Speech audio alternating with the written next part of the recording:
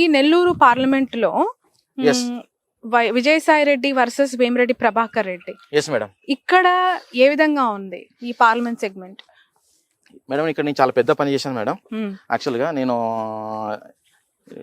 ఒక వీక్ లో మొత్తం నేను విజయవాడ వెళ్తున్నాను, వైజాగ్ వెళ్తున్నాను, ఈవెన్ రాయలసీమ వెళ్తున్నాను, ఇక్కడ నెల్లూరులో పెట్టి ఉంటున్నాను. అయితే ఇక్కడ ఏంటిదంటే 7 కాన్స్టిట్యూన్సీలలో ఫస్ట్ ఆఫ్ ఆల్ ఏంటిదంటే మేడం కొద్దిగా ఒక 20 డేస్ బ్యాక్ ఎట్లుండే కొద్దిగా టీడీపీకి 2-3 అసెంబ్లీలు గెలుస్తాయి అన్న ఫీలింగ్లు ఉండే మేడం, 2 నుంచి 3 అసెంబ్లీలు. కానీ ప్రజెంట్ సినారియో ఈ రోజు ఎలక్షన్ జరిగిన వీట 7 కాన్స్టిట్యున్సీస్ అనేది 100% వైఎస్ఆర్సీ మాత్రం గెలుస్తుంది మేడం ఇక్కడ. ఎందుకంటే కంపేర్ టు లాస్ట్ 25 డేస్ ఈ ప్రజెంట్ సర్వే చూసుకుంటే మొత్తం ఓట్ షేర్ అనేది వైఎస్ఆర్సీపీ ఓట్స్ పెరిగిపోయింది. ఎమ్మెల్యే క్యాండిడేట్ ఓకేనగా ఎంపీ క్యాండిడేట్ విజయసాయి రెడ్డిని ఇక్కడ దించడం వల్ల ఆ పర్టికులర్ కాన్స్టిట్యున్సీ యొక్క వాల్యూ పెరిగిపోయింది. సపోజ్ విజయసాయి రెడ్డి కాకుండా వేరే వాళ్ళు వస్తే మాకు కొద్ది ఇబ్బంది ఉండే మేడం ఇక్కడ. అంటే విజయసాయి రెడ్డి అనే క్యాండిడేట్ పక్కా ఏదో ఒక పని చేస్తాడు, కమిట్మెంట్ చేసుకున్న క్యాండిడేట్, జగన్ సార్ కు దగ్గర ఉంటాడు, ఇతని వల్ల కంపల్సరీ ఏదో పని చేసుకోవచ్చు అనేది, లేక పని చేసుకోవచ్చు, డెవలప్ చేసుకోవచ్చు అనేది పబ్లిక్ లో అయితే ఉన్నది మేడం.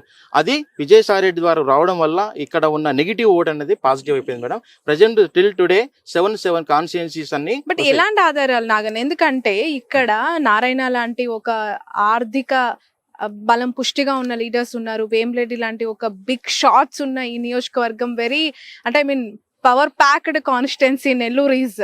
అటు క్యాస్ట్ పరంగా, ఇటు ఫైనాన్షియల్ పరంగా నారాయణ ఉండొచ్చు సారీ, కానీ అలాగే వేమిరెడ్డి సార్ ఉండొచ్చేమో.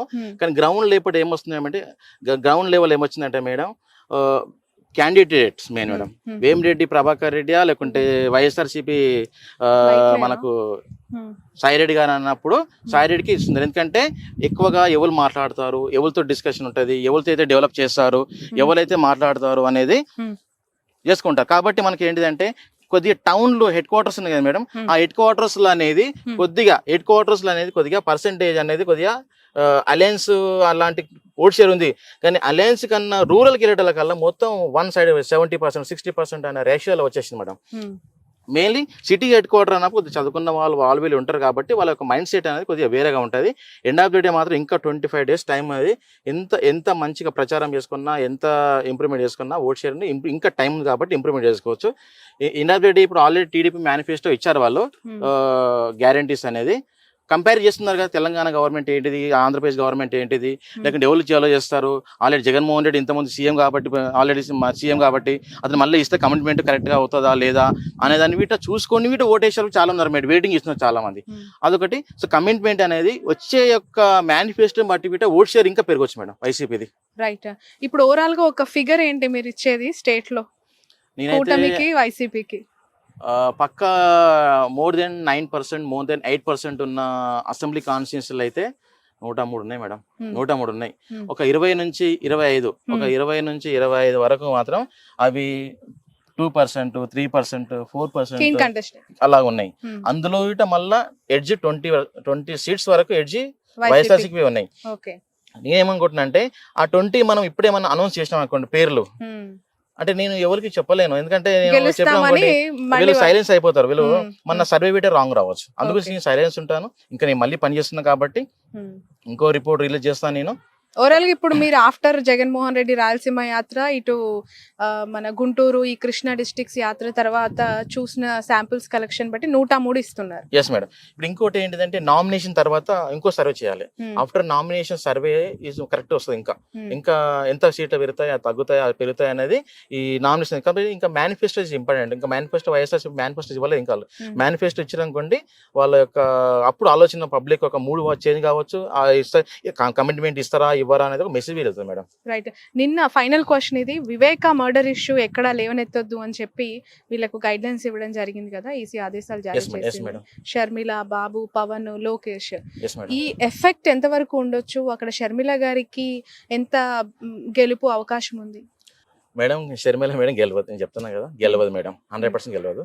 నేను ఆల్రెడీ సర్వే చేసిన అక్కడ అయిపోయింది ఆల్రెడీ. మాకు 1.5 అట్లా 2% అట్లా వస్తున్నాయి ఓట్ షేర్స్.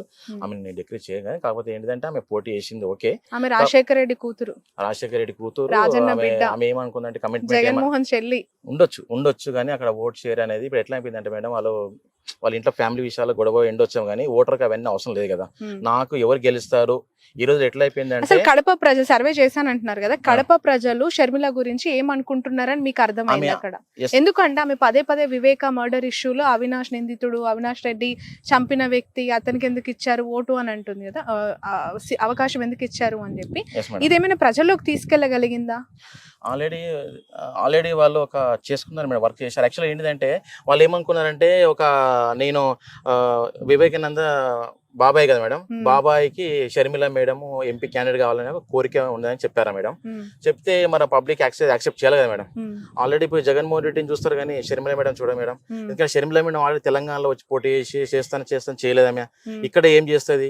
ఇంకోటి ఏంటిదంటే, పోటీ అనేది షర్మిల మేడంకు జగన్మోహన్ రెడ్డి కాదు కదా పోటీ. ఇక్కడ పోటీ అనేది జగన్మోహన్ రెడ్డికి చంద్రబాబు నాయుడుకి పోటీ కానీ, అంతేగాని ఇతనికి ఈమెకి అది కాదు కదా మేడం. సో ఓట్ షేర్ అనేది రెండు పార్టీల మధ్యనే 98 ఆర్ 96% to 97% వీళ్ళిద్దరి మధ్యలోనే ఉంటుంది మేడం, కూటమి మధ్యలోనే ఉంటుంది. ఒక పార్టీకి ఎక్కువ రావచ్చు, పార్టీ తక్కువ రావచ్చు, కానీ ఓట్ షేర్ అనేది అవుట్ ఆఫ్ 100% ఓట్ షేర్ లో 96 to 97% ఇద్దరి మధ్యలో ఉంటుంది. ఆ 3% అందరిగా బీఎస్పీ చేసుకుంటే, కాంగ్రెస్ చేసుకుంటే, ఇతరులు చేసుకుంటారు మేడం. 150 అట్లా. Okay, right. ఇంకా ఏమైనా చెప్పాల్సిన అంశాలు ఉన్నాయంటారా ఈ ఓవరాల్? నేనేం చెప్పలేదు madam. Manifesto is very important. Manifesto correct గా ఉంటే కమిట్మెంట్ తోటి గెలుస్తారా అనేది ఒక మెసేజ్ వెళ్తుంది. So manifesto is important. Manifesto వచ్చినాక వీటి సర్వే అనేది ఇంకా మారిపోవచ్చు, అంటే పెరగవచ్చు తగ్గవచ్చు చెప్పలేము. ఏదున్నా కానీ manifesto is very important. But ఒక్క అవకాశం అని బాబు ప్రజల నోట్ అడుగుతున్నారు కదా, దానికి ఏం కన్ఫైన్ అవ్వట్లేదా ప్రజలు? వాళ్ళ కూటమి మెయిన్ మేడం. కూటమి వాళ్ళు ఆల్రెడీ వాళ్ళు తెలుసు కదా మేడం, ఎట్లయినా మనం సింగిల్ గెలిస్తే గెలవము, కూటమి అయితే గెలుస్తాము అని కాంపిటీషన్ ఇస్తారు. ఫస్ట్ ఆఫ్ ఆల్ ఏంటిదంటే, జనసేనకు ఒక సీట్స్, ఒక వాళ్ళ సీఎం ఏంటి మేడం, జనసేన వాళ్ళ పరిస్థితి ఏంటిది? జనసేన వాళ్ళు మా యొక్క పవన్ కళ్యాణ్ సీఎం కావడం వాళ్ళ బాధ్యత. 10 సంవత్సరాలకు అదే అని అంటారు వాళ్ళు. 10 సంవత్సరాల నుంచి నాకు సీఎం కావాలి. ఇప్పుడు ఎట్లా అయిపోయిందంటే, ఆ సీఎం అయ్యే క్యాండిడేట్ అలయన్స్ లోపల ఒక 50 సీట్లన్నా 60 సీట్లన్నా మాకు వస్తాయి అన్న ఫీలింగ్తో వాళ్ళు పనిచేసిండ్రు జన సైనికులు. పాపం వాళ్ళు 10 సంవత్సరాలుగా లాస్ట్కి ఇప్పుడు వచ్చేదాకా ఏమైంది, 21 సీట్స్కి వచ్చేసారు. అందులో 21లో వీట మళ్ళీ ఆ పార్టీ నుంచి ఈ పార్టీ నుంచి వచ్చే వాళ్ళకి ఇచ్చారు.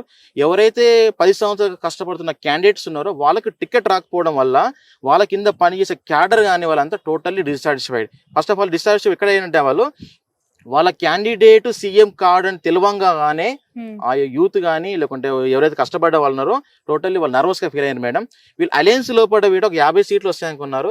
21 సీట్లు రావడం వల్ల ఏంటిదంటే, వాళ్ళు ఆ వచ్చిన వాళ్ళకి మళ్ళీ పాత వాళ్ళకే కాకుండా కొత్త బయట నుంచి వచ్చిన వాళ్ళకి టికెట్లు ఇవ్వడం వల్ల వీట కొద్దిగా మైనస్ వాళ్ళకి మేడం. ఇంకోటి ఏంటిదంటే, బీజేపీకి 1-2% ఓట్ షేర్ లేని పార్టీకి 8 పార్లమెంట్లు ఇవ్వడం, అందులోపడం వల్ల వాళ్ళకు 10 అసెంబ్లీలు కాన్స్టిట్యూన్సీ ఇవ్వడం అనేది కొద్దిగా ఇబ్బంది అయింది.